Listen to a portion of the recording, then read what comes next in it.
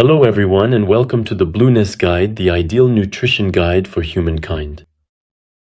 In this podcast, we will discuss the topic of fiber, those molecules that belong to the carbohydrate family, and which have a very specific benefit for the body, especially when it comes to digestion. We will start by defining them before looking at how they work, their benefits, and the generally recommended daily intake. So, what exactly are fibers? Fibers are found in plants, such as leaves, roots, and fruit skins. And they are a particular type of carbohydrate called polysaccharides. These are chains more or less long, made up of different simple sugars, simple ones. Fibers provide almost no energy, unlike other carbohydrates, because the body cannot digest them. But then, what are fibers actually good for? And why are we told to eat so much of them?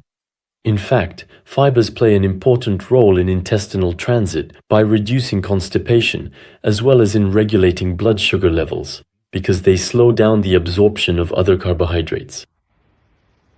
Remember, in the podcast dedicated to carbohydrates, we saw that a hormone, insulin, was responsible for reducing blood sugar levels, that is, the amount of sugar circulating in the blood, for the good of the body.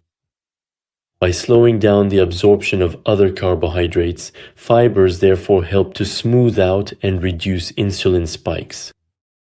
The benefits could be threefold. First, sparing insulin, which would help maintain its effectiveness over time. Second, providing a more continuous release of energy from the metabolism of carbohydrates. Finally, reducing the storage of carbohydrates as fat.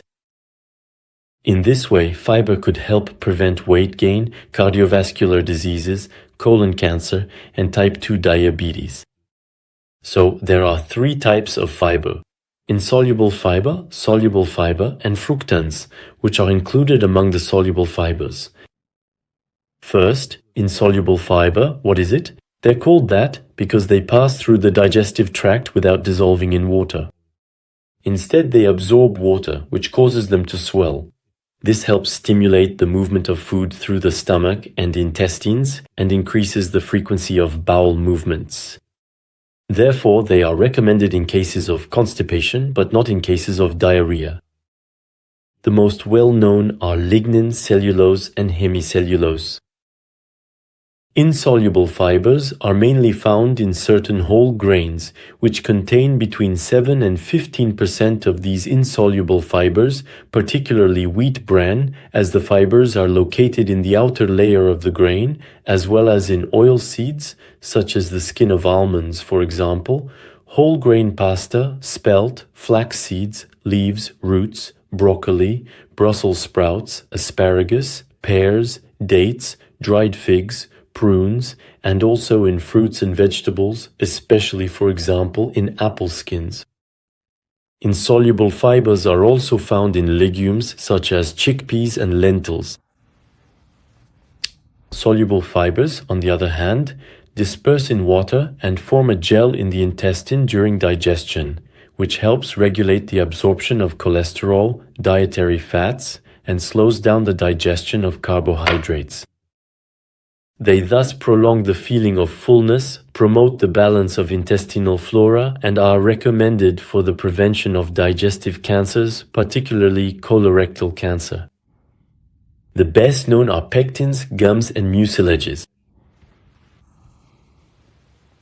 Finally, these soluble fibers are found in particular in legumes, especially red beans and white beans, in dried vegetables, certain cereals such as barley, oats, and rye, as well as in fruits like dried figs, prunes, apples, and oranges. They can also be found elsewhere as well, in vegetables such as carrots, zucchini, or asparagus. You can find a list of the top fiber-rich foods, whether soluble or insoluble, directly on the Blooness website. So, what is the recommended fiber intake? A value of at least 25 to 30 grams per day is recommended for a healthy adult, according to official recommendations. Finally, let's take a look at fructans. Fructans are a type of soluble fiber made up of short chains of fructose, which is a simple sugar naturally found in fruits or honey. Fructans thus serve as the carbohydrate reserve for certain plants. Since fructan is a soluble fiber, it is not absorbed by the human body and, like other fibers, provides no calories. It includes on one hand fructooligosaccharides and on the other hand inulin. Inulin, just like other soluble fibers, forms a viscous gel that slows the absorption of fats and carbohydrates, normally aiding digestion and transit and improving the gut flora. Fructooligosaccharides, for their part, are thought to help maintain the feeling of fullness and lower blood sugar levels. However, like gluten, some people tend to have difficulty digesting them. Fructans are found in foods such as garlic, onion, chicory, artichoke, asparagus, barley, and also leek. That's all for fibers. We'll see you very soon for the podcast on proteins and soon after on fats. See you soon in the guide, Blooness, the guide to the ideal diet for humankind.